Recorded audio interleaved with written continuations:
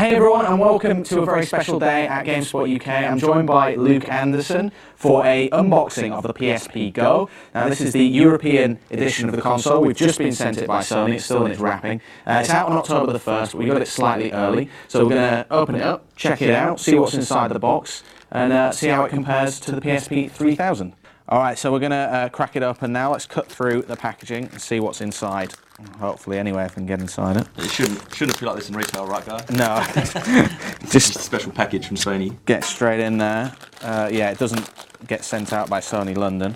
Let's get this tape open. So already the box is, well, it's a little bit smaller than the original. Let's put it there in front. A bit higher though. Yeah, but what's more important is what's inside this box. We're going to need the scissors again. There we go. Cheers. So this is coming out October the 1st in the UK and Europe. Sorry, UK, Europe, and the US. Luke, you've been checking out the prices. I have, that's right. So the PSP 3000 is currently selling at $139.99 on most online stores, whereas the PSP Go will be selling for $224.99, so almost £100 more expensive. Already fiddling around. So the box contains the PSP Go itself. Do you want to have a look at that while I check out what's in the rest of the box? All wrapped up. So we've got the, as we said, this is the European edition of the console, so a UK power supply, which looks quite different to the old one. It's got this funky adapter, which looks like a USB to me. Right, yeah. And then that goes into the standard electricity supply. Other than that, it's pretty empty. There's a USB cable, which I think, from what I've read, Luke, is different. It's a proprietary. It's not the standard USB Mini. Okay. It's a different proprietary fitting for the PSP Go. Yeah. Which is a bit of a shame because I always liked the original. I like being able to use any PSP. So sorry, any USB cable. So now you have to buy theirs if it goes wrong. Or... Other than that, it's completely bare bones. It's the PSP Go manuals in there, the instruction manual, and some stuff about how to sign into PlayStation Network. Pop that down there.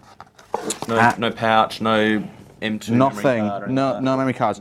So as for the console itself, it looks pretty slick. It does. It looks dare I say, a bit more premium than the other one. It's kind of silvery, shiny. Yep. It's extracted a few fingerprints already on the back. Yeah. But that's got quite a nice kind of hinging mechanism to it. So obviously this is not got a UMD drive. This is internal memory only. It ships with 16 gigabyte of flash memory. That's right. I've got the rest of the stats down here while you show it off, Luke. So it's got Bluetooth on it as well. It's got the standard Wi-Fi, USB, as we said. It's a new proprietary fitting. It's got 16 gigabytes of internal memory, and then it accepts the new micro M2 memory sticks, which are smaller. Tiny one, yeah. And it accepts them up to 16 gigabytes. And the web browser, everything else seems to be pretty much the same. Other than that, the display screen size is down from 4.3 inches on the PSP 3000 to 3.8 inches. Same amount of pixels. Same amount of pixels, same resolution, and it loses. It's down from 189 grams to 158 grams on the PSP Go. Sure. So does it feel considerably lighter? Slightly, yeah. It feels a little bit lighter, but okay. I guess you're not really gonna notice that too much. 30 grams Let me have a feel. Yeah, it's still got a nice weight to it. So we're going to look at the console itself now, just see what's different about it over the old PSP 3000. Luke, you noted the PlayStation button here. That's right. Which brings you to the main menu, presumably. Anything else that's different here? The little nub is quite different, isn't it? Yeah. How does it feel? It feels like it's got more. There's more resistance, I think. Okay. When you're moving it around, we'll play a game and find out a little bit more about that. Yep. Presumably that's the microphone there. Speakers are up here, stereo speakers. Wi-Fi. It doesn't look like there's a Wi-Fi. Oh no, it's there. There's a wireless on, so you can turn that on and off. Here's the M2 slot, which again is a little bit fiddly. Yeah.